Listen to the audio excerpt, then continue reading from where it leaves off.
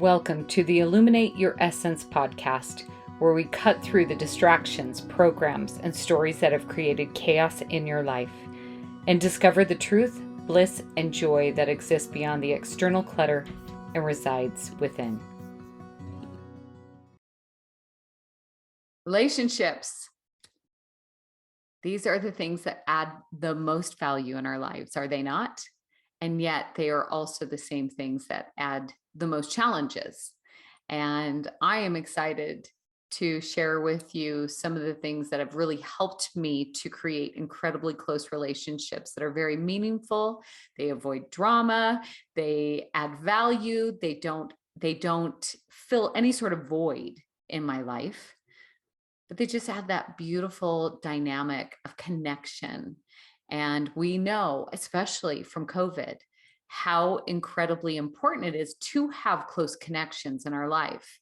When we weren't able to actually have those and be able to be with people in person, we recognize the power for our physical health as well as our emotional, mental health, and obviously our spiritual.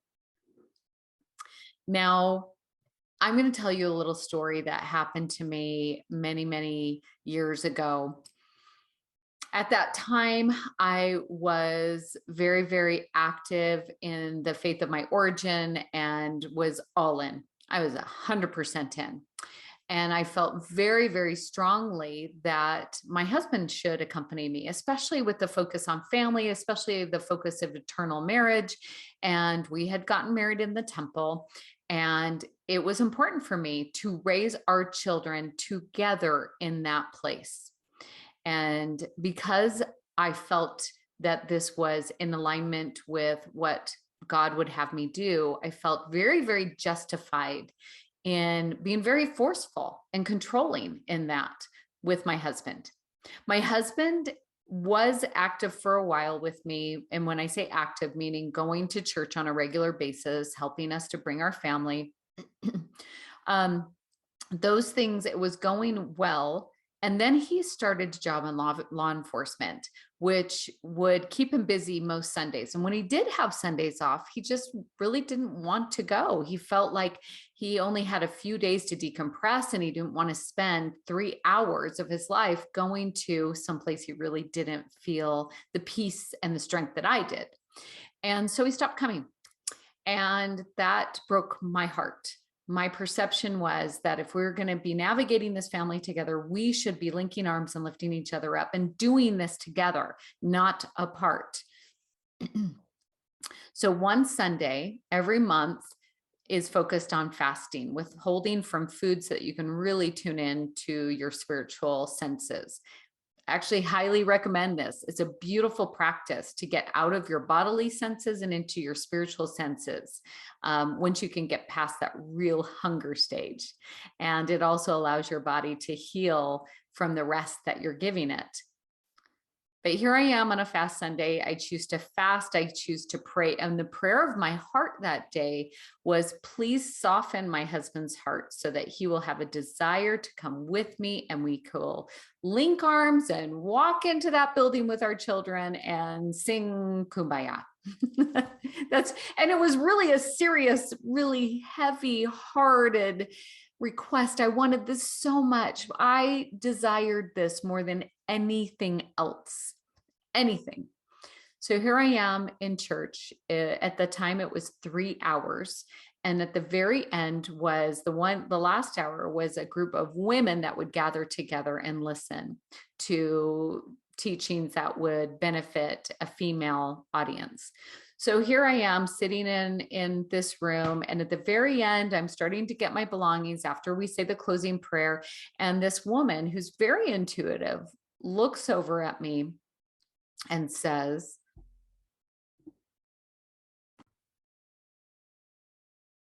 Wendy, I feel very impressed to share something that keeps coming up to me. Would you be okay if I share this with you? My response was, of course. And she says to me these words, love him where he's at. All the way home, I cried. I didn't want that answer. I wanted the answer of, yes, My husband's going to go to church. He's going to start going with me. He's going to support our family in this raising individuals to be good, protective, happy, peaceful citizens of this world. And I felt like that was the only way that you could do it at the time. And I don't want to minimize that. That's really where my heart was. And that's really where my learning was. And it's a beautiful place for so many people to be. And at the time, it served me very, very well. So I say this very tongue in cheek because part of me is laughing at myself for feeling that I had the right to change anybody's journey. You see, we were born with this beautiful thing called free agency, and free agency allows us to have the ability to navigate human emotions, human experiences, learn from things, find joy, find challenge, find not necessarily suffering unless we choose suffering, but find and navigate those waters of the unknown. That's what free agency is all about. And here I was, my prayer was so intent on changing him, on changing the circumstances because of what he was doing. After I cried myself to sleep and started to really ponder on this, I started to subtly, and ever so gently start to focus all of my attention on me instead of him. This took years. I'm going to tell you it took years. It doesn't necessarily mean that it will take you years, but be compassionate, be forgiving as you fall back into this control pattern. And control is a fear. Even that very act that I needed my husband to go to church with the children, there was fear behind it. Fear that we weren't going to do it right. Fear that we weren't going to raise our children in the manner that was outlined and programmed in us to believe that that's the only way you could raise children to be beautiful individuals, strong in their sense of self and being productive. That my viewpoint was I needed to do it that way in order for me to do it right. So all of these things are based on fear that if he doesn't change, I am going to fail. What will that mean to me? What will that mean to my eternal salvation? What will that mean about who I am at the core? And it was that reassurance I wouldn't be good enough, that I wouldn't be a good parent. And there is this saying that I've heard for years since I was younger: no other success can compensate for failure in the home. It's a big deal for me. Still is a big deal, but I don't look at failure the same way that I used to. I used to feel like I failed if I was doing things outside of the way that I programmed that I was supposed to be doing things. And if I didn't do them in that manner, then I was less than, and I was not good enough. And my lifetime of mishaps have shaped my belief into thinking that I was innately flawed because I didn't do it right all the time. Maybe if I prayed more, maybe if I fasted more, maybe if I did things more, I would be now this person who didn't get it wrong. And I wanted Dan, my husband, to be in that space. I wanted him to change because that would mean that I was doing things right.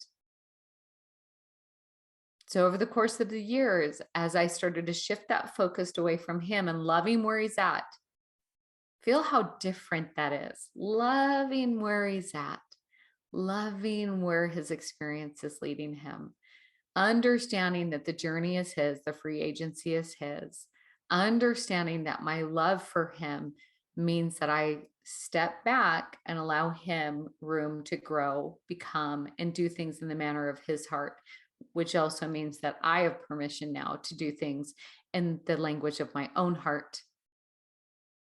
Feel the difference in energy, feel the difference in vibration that has. Control versus surrender, acceptance versus judgment, love versus fear.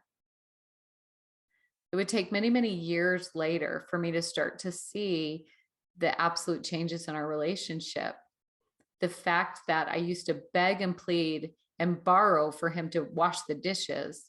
And now seeing that as I step through the door, working hard one day, the dishes are done and that food's on the table. And I've never asked him to do those things, and I've never asked him to change. But as I change and I feel better about myself and I show up in a different manner, it gives him permission to do the same. And I'm going to give you a little secret here, sisters.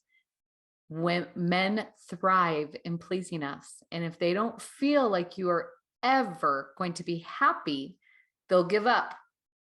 But when they see you thriving and happy and in your zone of genius, they now all of a sudden love to please you because you can be pleased.